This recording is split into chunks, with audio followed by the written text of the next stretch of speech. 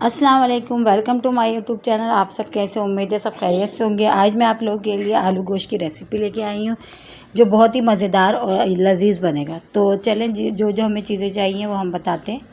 हमने इसमें 1.5 पाव के करीब हमने इसमें गोश्त लिया है। ये देखिए बोटी 3 से 4 अदद हमने आलू लिए जिसको हमने 2 स्लाइस कट कर लिया है।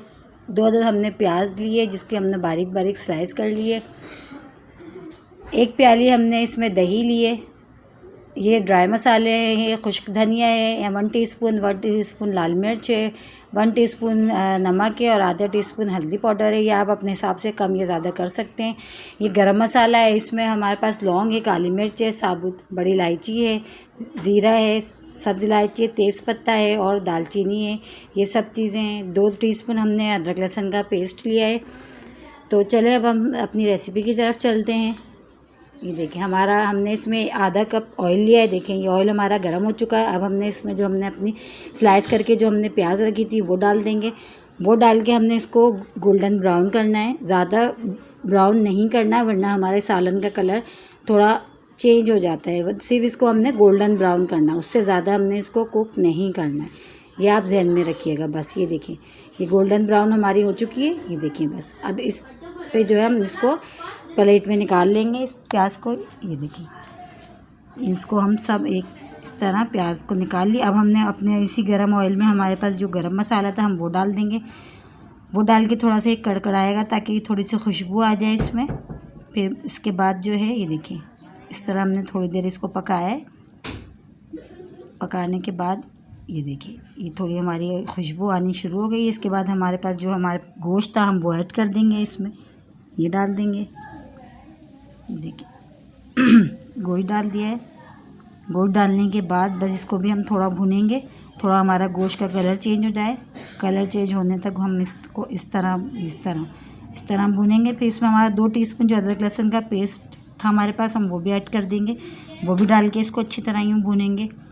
ये देखिए थोड़ा अच्छी तरह इसको भी डाल के हम भूनेंगे ताकि ये हमारा ये जो गोश्त का ये जो कलर जब तक हमारा देखिए कलर चेंज हो चुका है। ये देखिए अब जो है हम इसमें हमारे पास जो ड्राई मसाले थे सारे हम वो ऐड कर देंगे। ये सब इसमें डाल देंगे।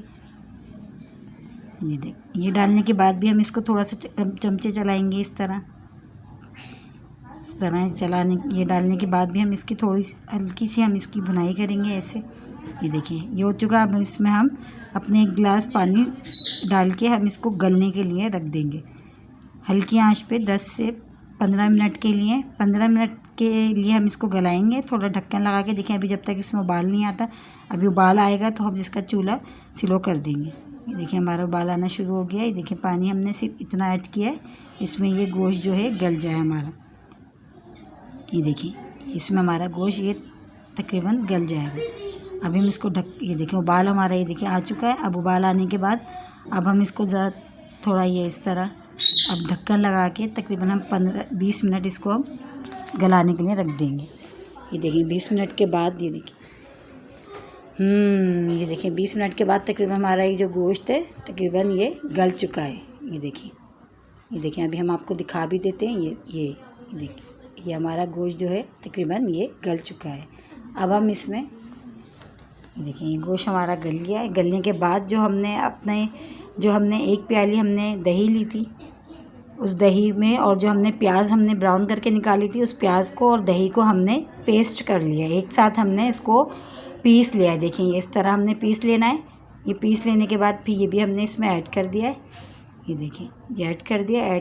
ये भी डाल के हम इसको अच्छी तरह इसकी भुनाई करेंगे। बहुत अच्छी खुशबू आ रही है, यकीन करें अब इतनी मज़ेदार खुशबू आ रही है इसकी। ये भी डाल के हम थोड़ी इसकी भुनाई करेंगे। और हमारा सालन जब तक भुनाई हमारी अच्छी नहीं होगी सालन की, हमारा सालन जब तक जायकेदार और खुशबूदार मज़ेदार जब तक तैयार नहीं होता। ये देखिए हमने भुनाई हमारी अच्छी होगी तो सालन हमारा खुद ब खुद मज़े का और अच्छा बनेगा। ये देखिए ऑयल हमारा ऊपर आना शुरू हो गया है। ये देखिए भुनाई हो गई है तकरीबन इसकी। अभी इसकी और हम भुनाई करेंगे। इसको थोड़ी सी और इसकी भुनाई करनी है हमने। ये देखिए थोड़ी हमने और इसकी भुनाई करनी है। अभी इस तरह करनी है, थोड़ी और भुनाई करनी है इस तरह। ये देखिए हमारा ऑयल आना ये शुरू हो गया ऊपर। ये देखिए ऑयल हमारा सेपरेट हो गया। ये देखिए ये तकरीबन हमारी बुनाई हो चुकी है, बहुत अच्छी बुनाई हो चुकी है।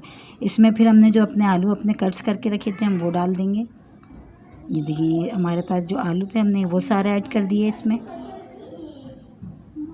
ये सारे आलू इसमें ऐड कर दिए। आलू डालने के बाद भी हम थोड़ी देर इसकी तरह 5 मिनट तक इसको थोड़ा इसमें आलू डाल के हम भूनेंगे इस तरह। देखिए शक्ल ही इसकी देखें कितनी खूबसूरत लग रही है। शक्ल ही बता देती है सालन की कि सालन कितना लजीज है। ये देखिए इसको भी आलू भी डाल के हमने भुना है। अब हम इसमें थोड़ा 1 गिलास पानी डाल देंगे ताकि हमारे जो आलू हैं ये तकरीबन गल जाएं। सही है, ये आलू इसमें इसी पानी में जो है गल जाएंगे। अब जब तक हमारा इसमें उबाल नहीं आता हम जब तक इसको तेज़ आंच पे पकाएंगे।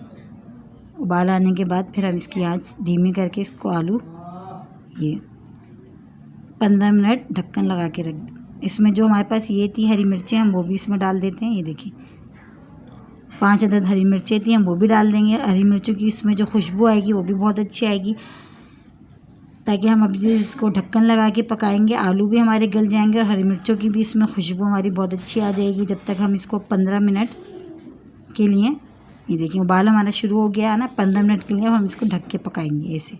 ये देखिए 15 मिनट के बाद देखिए बहुत ज़बरदस्त खुशबू आई है। देखिए बहुत अच्छा आलू गोश्त, यकीन करें आप इस रेसिपी से बनाएंगे आपको सबको बहुत, घर वाले आपके बग़ैर तारीफ़ के बगैर नहीं रह पाएंगे। इतना मज़े का ये आलू गोश्त बनता है इस तरह। अब हमने एंड में जो है इसमें अपना हरा धनिया जो हमारे पास था हमने वो गार्निश, ये देखिए इस तरह हमने ऊपर डाल दिया। ये देखिए मिक्स करने के बाद भी हमारे सालन की देखिए शक्ल देखिए कितनी खूबसूरत लग रही है। ये देखिए ग्रेवी अपने हिसाब से कम या ज़्यादा जैसा आप रखना चाहें, मेरे हिसाब से इतनी सही है। चलें तो फिर हम अपनी डिश आउट करते हैं। देखिए ग्रेवी अपने हिसाब से कर लें। ये देखिए कितना यमी कितना मज़ेदार लग रहा है। देखिए यकीन करें ये जैसा दिखने में मज़ेदार है ऐसी खाने में भी मज़ेदार है।